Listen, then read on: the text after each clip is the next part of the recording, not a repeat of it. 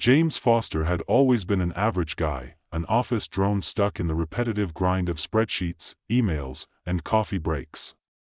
He had no delusions of grandeur, no wild ambitions. But that Tuesday morning, everything changed, as he sat in his favorite cafe nursing a latte that had long since gone lukewarm. The sudden rush of emotions hit him like a freight train, and for a moment, he thought he might be losing his mind. It started with a feeling, a tingling at the back of his neck.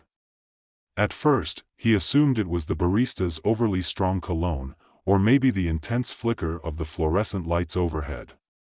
But then the emotions began to flood in, one after another, a symphony of raw, unfiltered human feelings that seemed to materialize from nowhere. He looked up from his latte cup to see the barista across the counter, a young woman with pink hair and tattoos up her arms, muttering under her breath as she prepared another cup, and then, inexplicably, James felt it, the barista's frustration, hot and sharp, as if it had been his own. A rush of irritation gripped him, his fingers trembling slightly on the ceramic cup. It was as though her mood had been transferred directly into him, her sense of dissatisfaction settling in his chest. He had no idea what was going on, but it didn't stop there. Across the cafe, another woman, a middle-aged teacher or maybe a librarian, stared out the window at the passing rain. James didn't know why he noticed her, but he did. Her sorrow slammed into him next, uninvited and heavy. She wasn't crying, not visibly, but her deep sadness felt so personal, so intimate, as if it were a secret she could never share. And before he knew it, he could feel her loneliness, her unspoken regrets, and the weight of a lifetime of quiet disappointments. He jerked back, startled, his heart racing. He looked around, but no one else seemed to notice. The usual hum of conversations and the clink of coffee cups continued, oblivious to the storm brewing in his mind. Excuse me," James blurted to the barista, his voice sounding more panicked than he intended. She looked up, slightly annoyed, but still focused on her task. Is there something wrong with me?" he asked, hoping she would understand somehow. But all he saw in her face was a mix of frustration and apathy. She didn't even answer, just tossed the cup into the recycling bin and turned away. No, it wasn't just the barista. It was him. Something was happening to him. At first, he thought it was some bizarre psychological episode. Maybe a panic attack, maybe stress. But then, with a suddenness that left him dizzy, it clicked. He could feel people's emotions. The more he tried to deny it, the clearer it became. The emotions were all around him, like an invisible web of energy that connected him to every person in the cafe. From the teenager near the door who nervously fiddled with her phone, to the elderly man in the corner who was lost in his own world of discontent, James could feel it all. It was overwhelming, like swimming in a sea of other people's inner worlds, but it wasn't just feelings. No, it was worse than that. It was everything, the weight of their moods, their unspoken thoughts, their desires. For a brief moment, it was as if his mind was no longer his own. He couldn't filter out what was his and what belonged to someone else. He stood up abruptly, knocking his chair over in the process. The sounds of the cafe seemed distant, muffled, as though they were underwater. He needed to leave. Right now. He couldn't stay here, trapped in this flood of alien emotions. He stumbled out of the cafe, taking deep breaths to clear his mind, but it didn't help.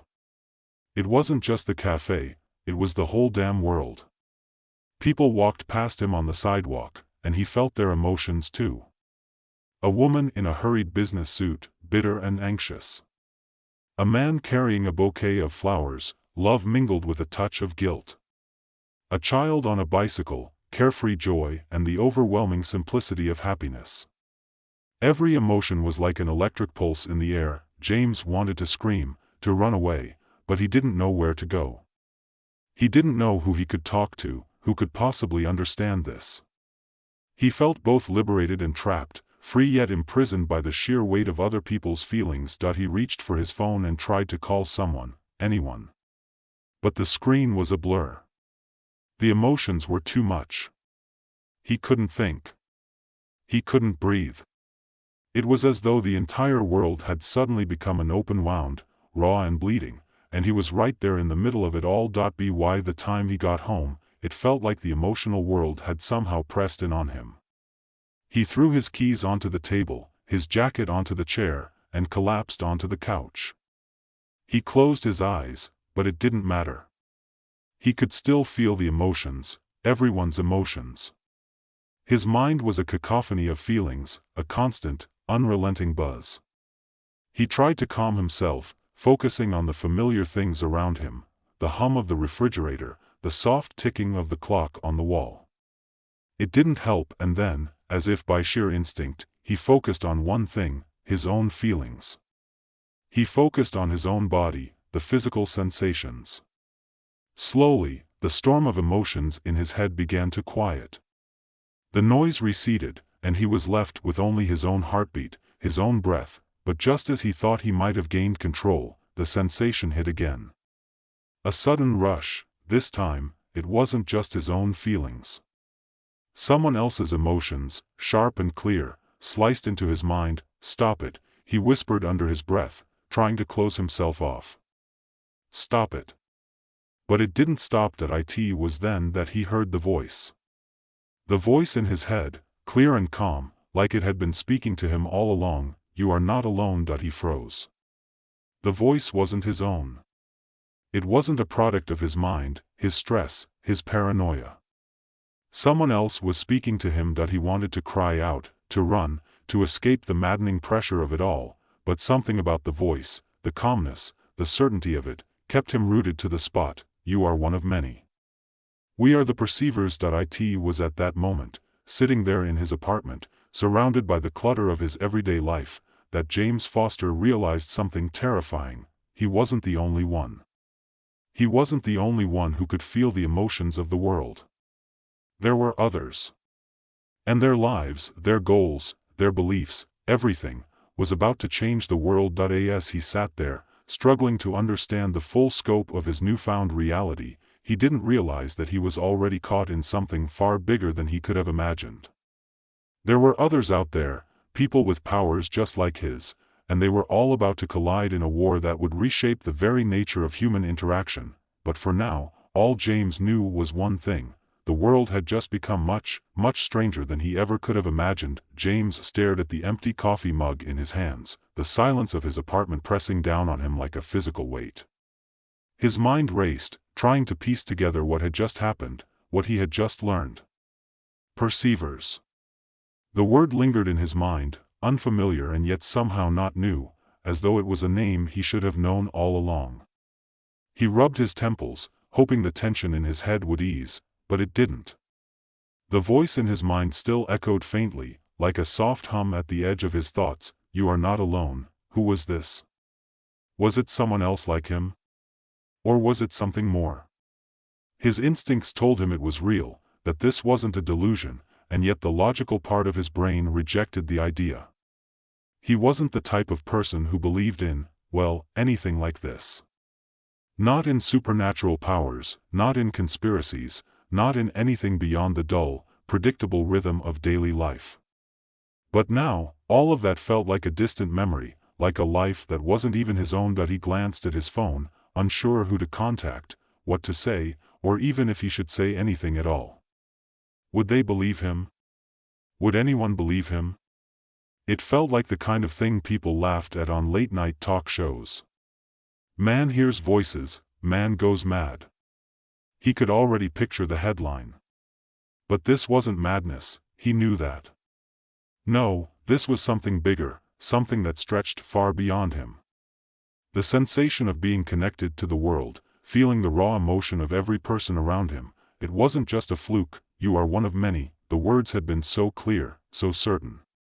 That voice, calm and almost soothing, had given him the unsettling realization that he was only a small part of something much larger. And that frightened him more than anything else. There were others, other people who could do what he could do, or perhaps far more. But who were they?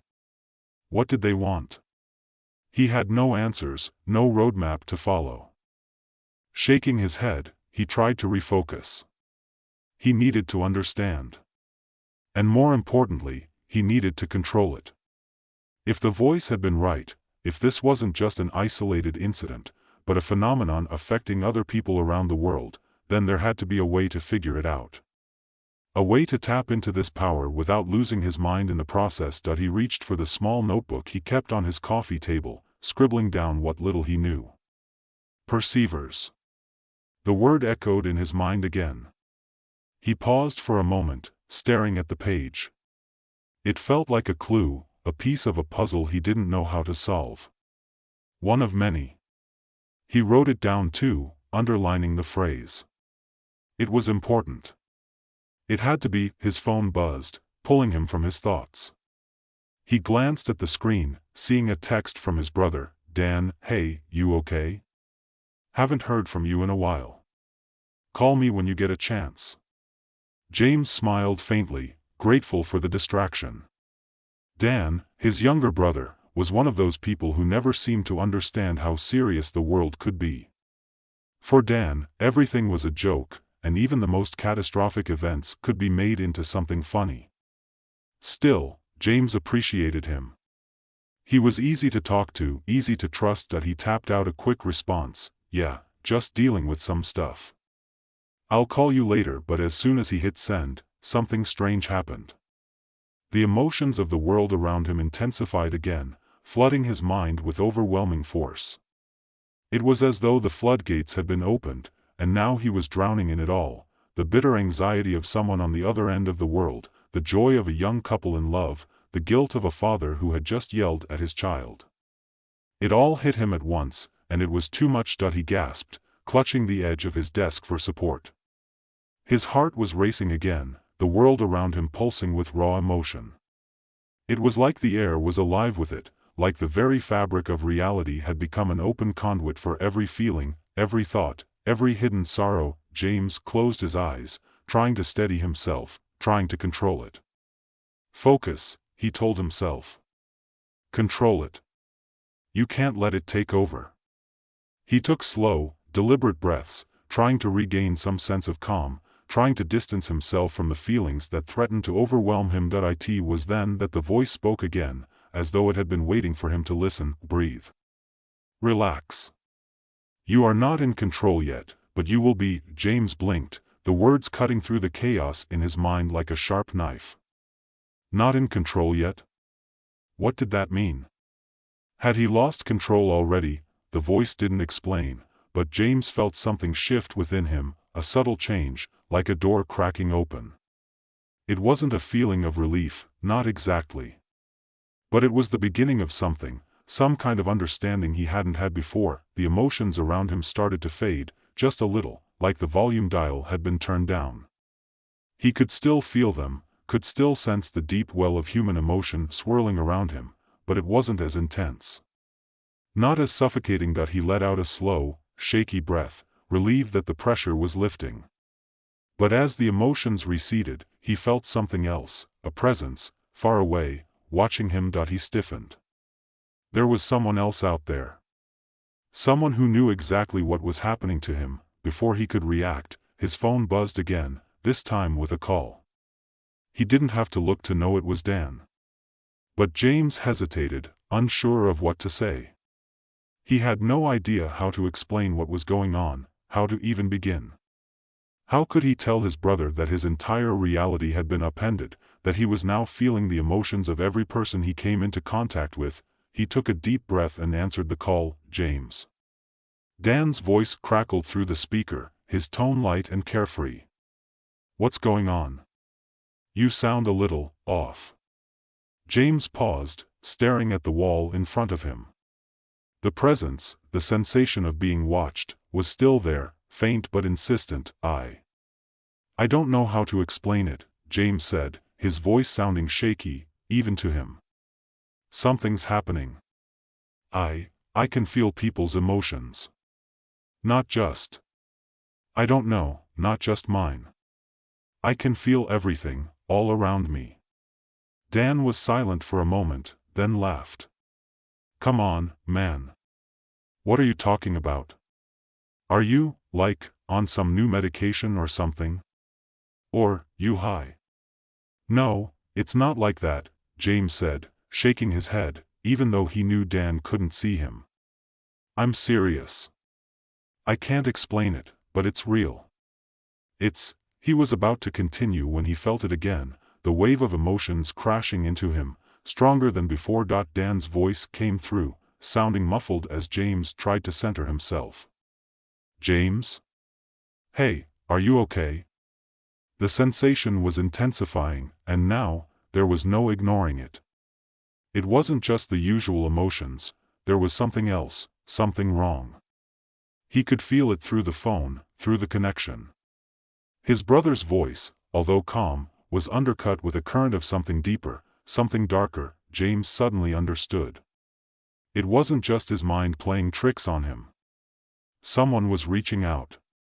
Someone was manipulating the emotions around him. Before he could speak, the voice in his head came again, but this time, it was urgent. They are coming. You are not safe. The warning hit James like a punch to the gut. His heart began to race again, the reality of what was happening sinking in. This wasn't just some weird power he had stumbled upon. No, there were others who knew exactly what was happening. And not all of them wanted peace. His grip on the phone tightened, his mind racing. He had no idea who or what was coming, but he could feel the danger now. It was real, and it was closing in on him. The last thing he heard before the call cut off was Dan's voice, his words distorted and full of static. James? What's going on? I'm coming over. Stay where you are. James stood up, his mind spinning. He wasn't sure who was more dangerous now, the people who could manipulate emotions, or the ones who could see inside his mind. Either way, he wasn't alone anymore, and that terrified him more than anything else. James stood frozen in place, his phone still pressed to his ear but with no sound coming through. Dan's voice had cut off abruptly, leaving him alone in the eerie silence of his apartment. But that silence was deceiving. The emotions swirled around him, thick and heavy, like a storm that refused to dissipate.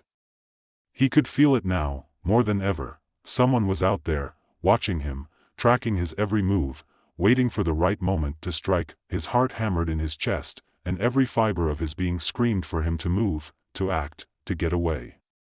But where would he go? Who could he trust? The voice in his head, the one that had warned him, had said he wasn't safe. They are coming. Who were they? What did they want from him? James's mind raced, trying to process the flood of emotions that overwhelmed him, but he couldn't keep up. He couldn't separate his own feelings from the tidal wave of others that crashed over him, each one pushing him further into confusion and fear. It was like trying to hold onto a lifeline while being sucked into a whirlpool. He grabbed his jacket off the chair and threw it on, then hurried to the door. He needed to think, to get some air, to clear his head. He needed time to make sense of what was happening to him before it all unraveled completely. The feeling of being watched had only grown stronger, a subtle pressure on the back of his neck, like the air itself was waiting for something he didn't know who to turn to. But then, as if by instinct, his hand reached for the keys to his car. He had to get out. He had to leave. His mind screamed at him to act, to move fast, but it was as if the world was conspiring to hold him in place, to prevent him from escaping. And then, just as he was about to step into the hallway, the door to his apartment swung open. He froze. Standing in the doorway, framed by the harsh light of the hallway outside, was a woman. She was tall, with sharp features and piercing eyes, the kind that seemed to look right through him. She wore a sleek black jacket, the kind someone would wear to a meeting, businesslike, professional. But the coldness in her expression made it clear she wasn't here for anything as mundane as a friendly chat. James Foster, she said, her voice smooth but firm, like it had been rehearsed. We need to talk. He felt a jolt of fear, sharp and sudden. This wasn't a coincidence. He knew that now.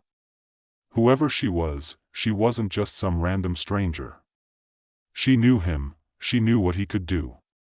But how? Who are you? James demanded, his voice shaking, despite his attempt to sound in control. The woman didn't answer right away. Instead, she stepped into the apartment, her gaze sweeping over him with a clinical, almost detached interest. She didn't seem afraid, or even curious, just focused, intent on something James couldn't yet grasp. "You've been activated," she finally said, her words hanging in the air like a chilling truth. "It's not just you. You aren't the first, and you won't be the last." "What are you talking about?" James demanded, his heart racing. He wanted to run, to escape, but he was rooted to the spot. Every instinct in his body screamed for him to get away, but his feet refused to move. "Who are you? What do you want with me?" The woman paused, her eyes narrowing slightly. "We've been tracking people like you," she said, her voice calm, but there was something cold and calculating in her eyes. "We know what you're capable of. You felt it, haven't you? The emotions, the connection to others, the way you can sense everything around you." James clenched his fists at his sides. He didn't trust her, didn't trust a single word she was saying, but part of him recognized the truth in her words. The emotions that had plagued him, the flood of feelings he couldn't escape, had started to make sense, but only in fragments. Something about what she said rang true, but he still didn't know who she was or what she wanted. "Who are you working for?" James asked, his voice low, almost a growl. "What's this all about?" The woman didn't answer directly. Instead, she took a step closer, her gaze never leaving his. "You're not just a passive observer of emotions," she said. "You can manipulate them. Change them. You could alter the course of someone's entire life with just a thought, if you wanted to. That's what makes you dangerous." James's pulse quickened. His mind reeled. He had felt the power inside him, yes, but manipulate emotions? He had never even thought of using his ability like that. He didn't know if he could. "I'm not like that," he said, his voice more forceful now, though he didn't quite believe it himself. I don't know what's happening to me." The woman's lips curved slightly, as if she were amused by his denial. "No one does at first. But you'll learn. You'll have to, because there are others out there who won't hesitate to use their abilities. People who see your power and think it's a weapon. People who'll do whatever it takes to control it." "Who are they?" James asked, his throat dry. The warning she was giving him felt far too real, far too immediate. The voice in his head, the one that had told him he wasn't safe, was beginning to make sense. "The Sentinels," the woman said, her eyes narrowing. "They are a faction of people like you, but they have a different vision. They want to control everything, every emotion, every thought. They'll use you, or anyone like you, to keep their system in place. They think they can make the world better by controlling it, by manipulating the feelings of the masses." James's heart sank. The idea of controlling people's emotions was terrifying. But the worst part was that it sounded too familiar. It sounded like something he could see happening. If people had this power, if they could control the feelings of others, what kind of world would it be? Would it be a world where emotions were nothing more than a tool to be used? A weapon to be wielded? "And what about you?" James asked, his voice steady despite the chaos inside him. "What do you want?" The woman didn't immediately respond. She seemed to weigh the question carefully, considering her answer. "I'm not here to make the world a better place," she said. "I'm here to stop the Sentinels before they succeed. There are others who feel the same way I do, people who believe that emotions should be free. People who understand what it means to be truly human." James's mind was spinning. This was bigger than he had ever imagined, bigger than he could process in the moment. But he had to act. He had to make a choice, because the longer he waited, the more likely it was that someone would make it for him. "You can't do this alone," the woman said, reading his mind, as if the words had been spoken out loud. "But we can help you. We can teach you how to use your abilities. We can show you how to control them." James didn't know what to say. His mind was a storm, a chaos of emotions, thoughts, and possibilities. He didn't trust this woman, but she was right about one thing: he couldn't do this on his own. Whatever was happening to him, whatever was coming, he was going to need allies, and just as the thought crossed his mind, he felt it, the presence of others. Perceivers. He wasn't the only one. The world was changing, and whether he was ready or not, he had just become a part of it. The woman stepped back, her gaze unwavering. "The choice is yours," she said quietly. "But time is running out. If you don't choose, someone will choose for you." James swallowed hard, his thoughts racing. The decision loomed over him, heavy and inescapable. He could feel the pull of something much larger than himself, something that could either save or destroy everything. That he took a deep breath. "I'm in," he said, and for the first time since this madness began, James Foster felt like he had made the right choice, though he had no idea what it would cost him.